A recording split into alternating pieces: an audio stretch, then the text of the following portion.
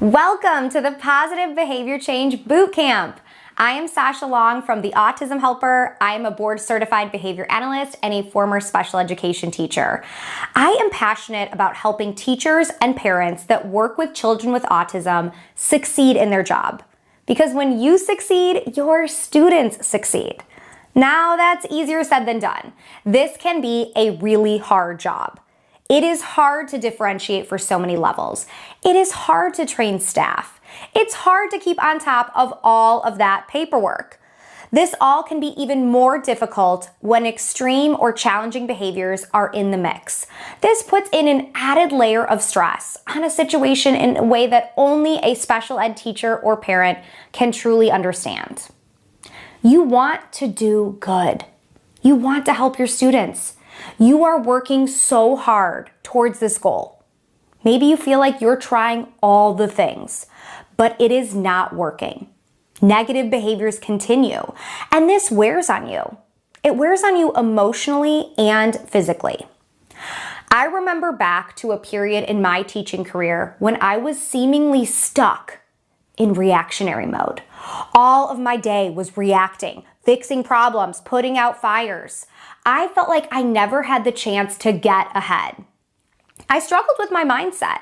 Because I was stuck in reactionary mode, my struggles seemed unfixable. Because I never had the time to sit down and really think about how to solve them. How am I supposed to stay on top of IEP data? How am I supposed to set up centers? How am I supposed to teach communication skills? So in the Positive Behavior Change Bootcamp, I want to set the stage for behavior change and give you some tools that you can utilize right away to make those changes happen. Now, every child is different. Every behavior is different. The only constant is you. You need to work on you before you can work on anything else. So that's why this first video in our series is focused on you, the teacher, not the students. First thing we need to do is check your mindset. What do your thoughts look like before, during, and after challenging behaviors occur? We need to address this because when extreme behaviors happen, our attitude, perspective, and thoughts can dictate our actions. So if our brain is filled with negative thoughts, these behaviors will never improve, my strategies will never work, this is too hard for me to handle, then those negative thoughts can lead to negative outcomes. They lead to feeling burnt out, feeling overwhelmed, or feeling inadequate. These are the thoughts that are coming from a fixed mindset. Our mind is telling us we are stuck. This is where we are now, and this is where we will always be. It is not hard to get stuck in a mental rut and find yourself thinking these thoughts. Actually, I think it's easy. It is easy to live in the this sucks, everything sucks world. Now, instead of living in that world, we need to work towards a growth mindset. When you have a growth mindset, you know things will not be this way forever. You know your actions will result in change. Notice the tiny difference between the thought, this situation stinks, and this situation stinks right now. The difference seems tiny, but the change in meaning is drastic. One seems like it's forever and assumes that you are powerless over the outcome. The other is temporary, and you have the power to change future outcomes. So catch yourself when you are thinking in terms of a fixed mindset. One little trick I like to use for myself is when I catch myself having those fixed mindset thoughts, I simply add yet or not or right now to the end of that thought. And it turns a negative statement into a thought with options. So if you're stressing that that behavior plan isn't working, instead think that behavior plan isn't working yet.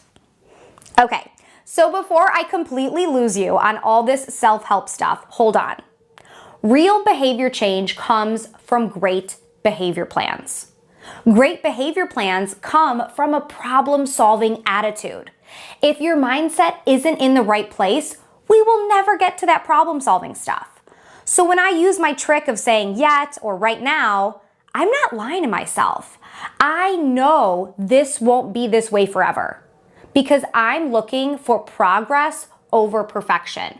I want to be a better educator than I was yesterday or an hour ago.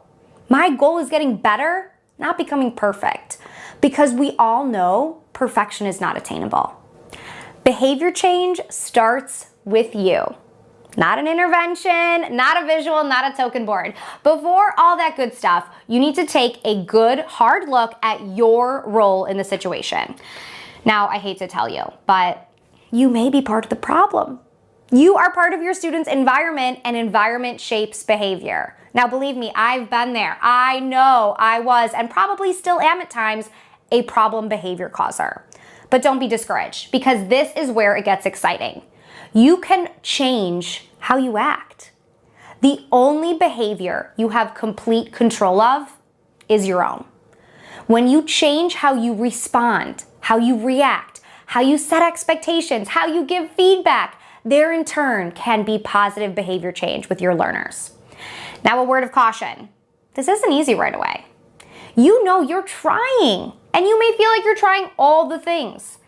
And identifying how your behaviors may actually be unintentionally making things worse may feel like you failed, but you haven't failed. While inventing the light bulb, Thomas Edison said, "I have not failed. I have just found 10,000 ways that do not work." Now, we all work with others. Whether you are a teacher and you have a group of paraprofessionals and clinicians you work with, or you are a parent with a spouse and family members who help in the household, it's imperative that we get them all on board with this whole mindset thing. Complaining and negative attitudes are contagious, and you are working so hard on avoiding that. When I was a new teacher, I quickly learned that I needed to avoid the teacher's lounge. In my school, it tended to be filled with a little too much toxicity than I needed. Once I started avoiding the teacher's lounge, I almost immediately felt lighter. Again, the only behaviors you have complete control of are your own. So you can't force other people into this mindset, but there are some steps you can take. Get rid of complaining to complain. If you catch yourself going into a long vent session, just stop. Give praise to those you work with. If you think you are giving too much praise to your team, give them more. We need to collectively work on changing the narrative with our team about our students and about how they interact with our school community. I am so happy to have you here for this Positive Behavior Change Bootcamp. The fact that you are here, the fact that you are showing up, tells me so much about what type of educator or parent you are. You are here to level up. You are here to build your toolbox. You are here to do the best you can for your students. I'd love you to drop a comment below on what you thought of the video, what you want to do next, or what you're most excited about in this series. So let's talk about the rest of the series. Video 2 is on the Starve It, Replace It framework. You guys, this is the big one. This is the one that's like the meat and potatoes of your behavior plan. Video 3 is on data. It has one of my favorite downloads of all time, a fully editable data sheet that's super user-friendly. You're gonna absolutely love it. And then video 4 is on the positive behavior change transformation. This is where we put it all together. So I have a little bit of homework for you. That's the teacher in me before you take off. Number 1, I want you to plan when you're gonna watch these things. As I said, this is a limited opportunity for the Positive Behavior Change series. I think the series is so valuable. Put this in your calendar. Don't be like, oh, I'll fit it in when I have the time, because we all know what happens, right? We're busy. Put it in your calendar. Plan time to watch these. All these videos are less than 10 minutes, so it's not gonna be a big chunk of your day. Pick, after school, a prep period, an evening after your kids go to bed, and just schedule it out. Homework number 2, I want you to recommend this to a colleague or to a friend. This series is absolutely free, and I think it's so much better to go through a training series or a PD or something like that with a colleague. Because then you could be like, hey, what did you think about that? What about this for this kid? When I'm doing a live training, I actually love hearing side conversations while I'm presenting. I know that sounds weird, but I love when people are like, oh my God, what about this for Johnny? I'm like, yeah, right? Apply it. So recommend this to a colleague or friend. So again, thank you so much for being here. I'm gonna go ahead and see you in video 2.